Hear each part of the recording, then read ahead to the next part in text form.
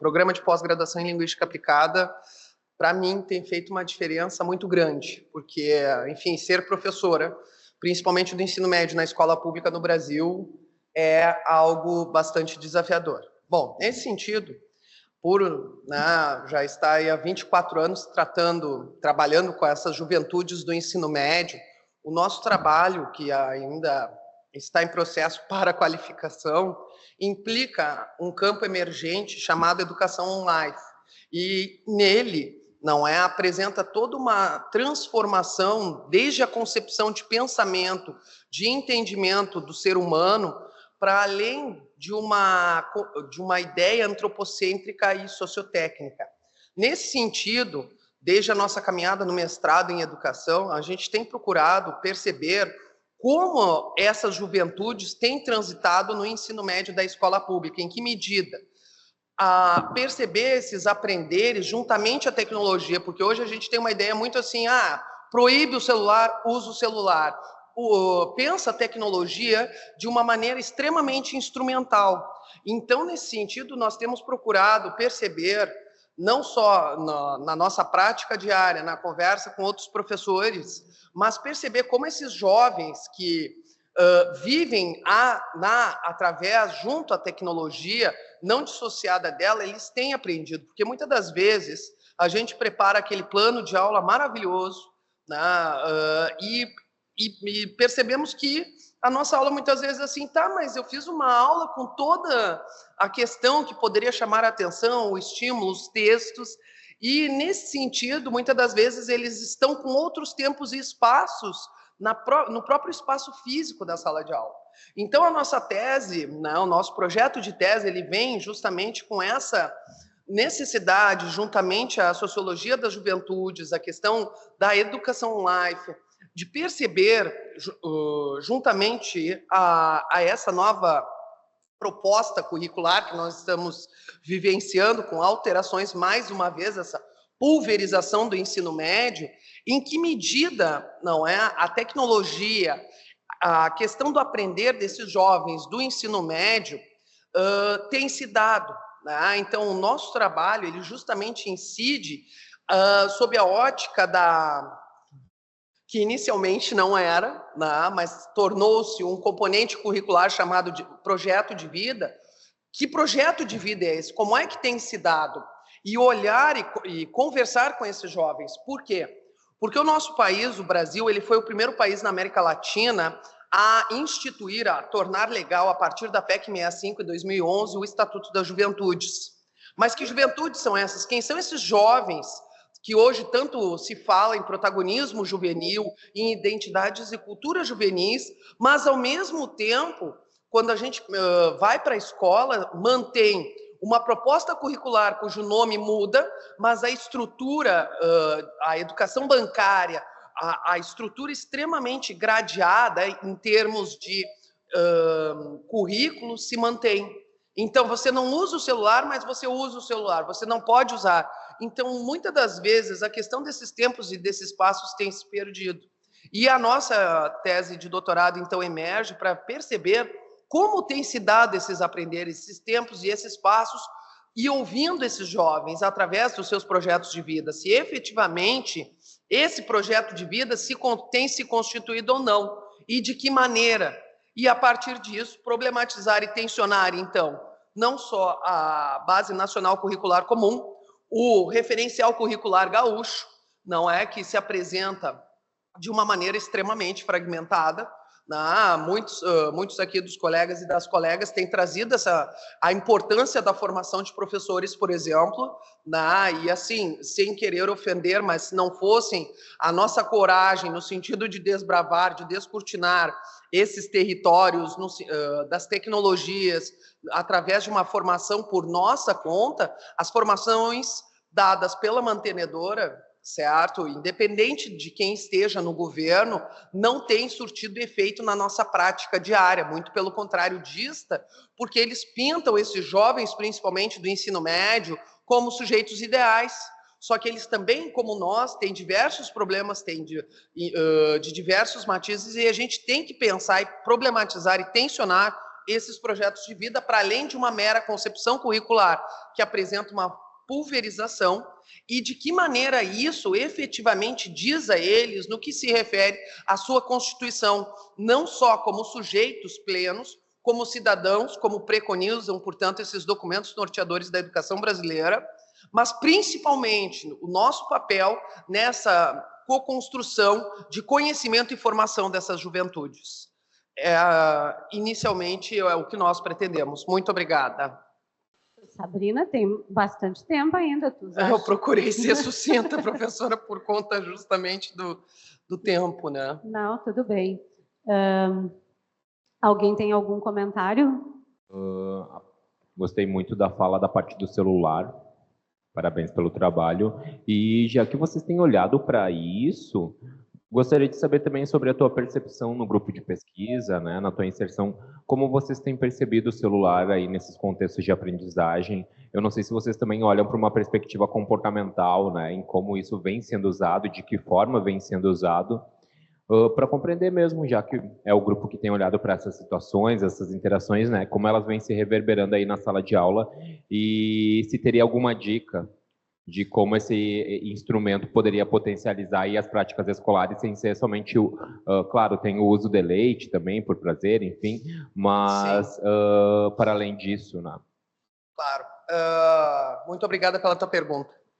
Assim, o grupo aqui, o qual estou vinculada, é o grupo de pesquisa em educação. Então, ele trata de diversas pesquisas a partir de um campo emergente chamado educação online. Do que trata a educação online? Como o próprio nome diz, ele nasceu de um manifesto do professor Luciano Floridi, em que ele problematiza a tecnologia. Ele diz assim, olha só, a tecnologia sempre esteve presente, propõe centralmente uma descentralidade dessa concepção antropocêntrica e instrumentalista, ou seja, a tecnologia é parte, não é simplesmente, como dizem, uma realidade estendida, faz parte da nossa vida. Daí o termo online. A questão do celular em sala de aula, e assim dos outros pesquisadores do grupo de pesquisa em educação do GPEDU, que a professora Eliane Schlemmer, a minha orientadora, ela é a professora coordenadora, traz não só da área das linguagens, mas também das outras áreas de conhecimento da educação básica, compreende o celular como uma outra forma de aprender. E de que maneira se dá essa forma é o que nós estamos percebendo. Por quê? Porque, lamentavelmente, a primeiro momento, ainda a gente tem enfrentado essa barreira no sentido de perceber o celular como um incômodo. Só que o celular não é um incômodo. Pensar metodologias para além da questão. O celular, ele torna possível outros aprenderes. E é justamente esse um dos objetivos e vamos dizer assim, uma das pistas que emergem nessa nossa trajetória de pesquisa, porque quando a gente pensa em planejamento, o celular, primeiro, ele tem que, o aluno, ser letrado digitalmente. Muito se trata disso, mas assim, eu, enquanto professora de língua portuguesa, literatura, enfim, na escola pública a gente trabalha de tudo um pouco, né? Já faz 22 anos, né, de estado que eu tenho. Então, assim, a questão do celular, de perceber como esse aluno lê.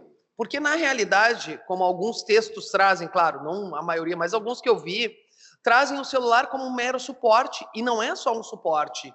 Há uma potencialidade ali, e claro que para isso nós temos todo um problema de infraestrutura também nas escolas públicas, não é?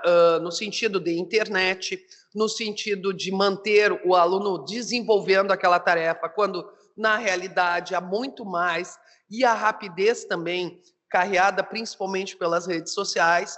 Ainda nós temos e estamos a pensar formas de manter esse aluno, esse estudante, principalmente da série do Fundamental 2 e os adentrantes do ensino médio, focados no desenvolvimento daquela tarefa.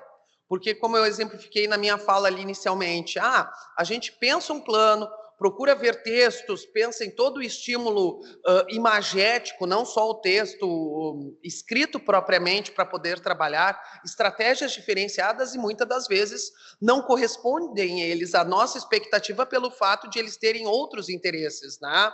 A fazer outras listas de exercícios, pesquisarem outros tópicos ou mesmo ficar navegando pelas redes. Então, hoje nós temos, e essa foi uma das principais motivações, né, pela qual eu me candidatei em 21 ao programa em Linguística Aplicada aqui da Unicinos, para justamente entender de que maneira esses processos têm ocorrido, né? E juntamente, então, ao grupo de pesquisa em educação e as disciplinas também, e as trocas com os colegas, tem propiciado. A gente tem que pensar essas formas. Aí você pode me perguntar, tá, Sabrina, mas que formas tu tens feito, por exemplo? Eu também estou tentando descobrir, né? Em que medida isso? Porque a cada ano, como nós dissemos inicialmente, aparecem novas propostas, né? Aparecem, né, essas disrupções, não que elas não sejam boas, mas a gente precisa de tempo na educação. E uma das questões assim que me dói muito, não só enquanto estudante, mas enquanto professora, enquanto pesquisadora, é o fato de a gente não ter tempo. Porque se nós pensarmos os últimos 20 anos na educação do Brasil, nós tivemos aí 5, 6 propostas curriculares. Aí nós tivemos readequações em nível estadual que não condiz com a nossa realidade, muitas das vezes. Notadamente, como eu disse também, a questão da formação de professores. Mas como é que a gente pode pensar? Bom, aí, mais uma vez, pensar um sistema de governança para a educação, porque a cada 4 anos mudam os administradores, mudam os gestores, mas a gente precisa pensar uma política de Estado de educação. E nós temos a Lei Darcy Ribeiro, a Lei 9.394, de 20 de dezembro de 1996. Nós tínhamos todo um encaminhamento com os parâmetros curriculares nacionais.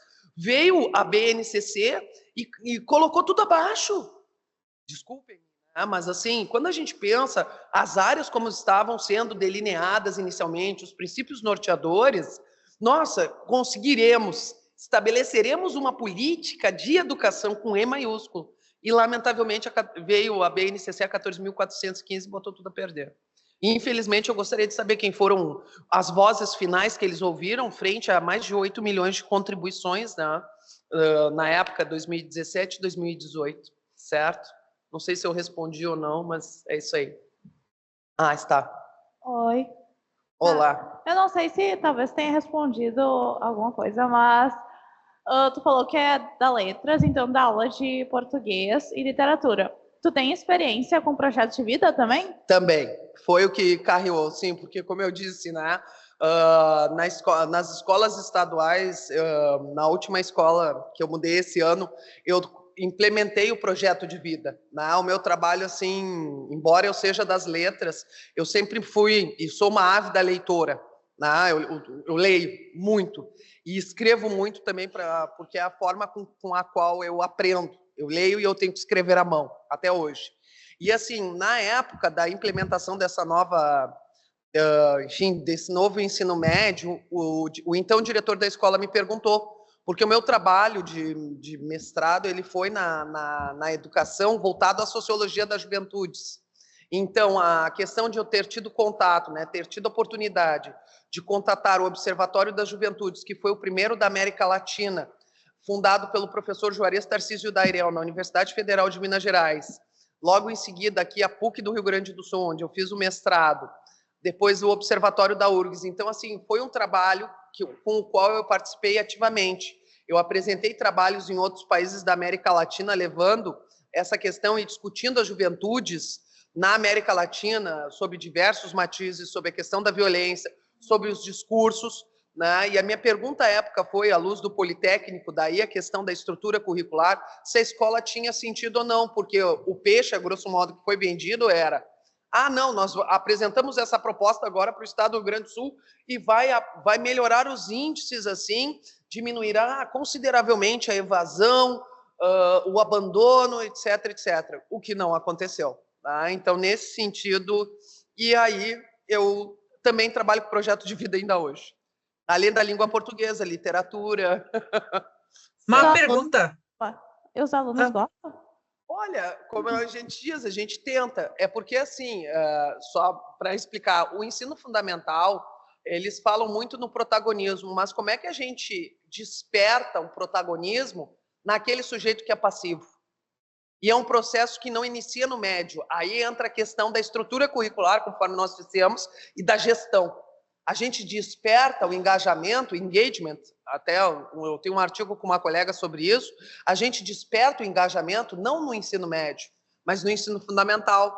A questão da leitura, ela não se constitui só. A leitura é um trabalho, a educação, e só para encerrar, por isso que eu admiro assim os africanos e os povos originários, porque não é só a família que educa, não é só a escola que forma, se educa num trabalho coletivo. E, lamentavelmente, hoje nós temos uma série de fatores que interferem nesse processo de formação e de engajamento. Então, assim, a questão econômica, social, histórica, familiar, novos modelos familiares.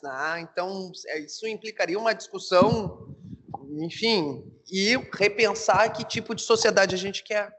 Porque se a gente não olhar para essa criança, se a gente não olhar para esse jovem, principalmente hoje, aqueles que estão no Fundamental 2, não é um ensino médio, em 3 anos que a gente vai conseguir reverter uma trajetória. Daí o nome fundamental é fundamento. É isso. Ok. Mais alguma pergunta? Tá certo, muito obrigado. Desculpa.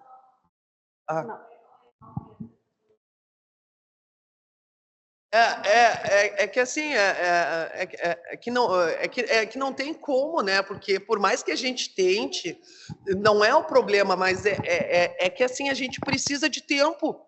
Se as próprias ciências sociais colocam, ciências humanas, que para poder perceber uma geração são 10 anos, como é que eles querem em 3, 4 anos perceber uma mudança de concepção de estudantado, professorado, se a cada 4 anos inventar uma roda. Muito obrigada. Esse assunto vai longe, mas a gente tem que parar, Sabrina. Obrigada.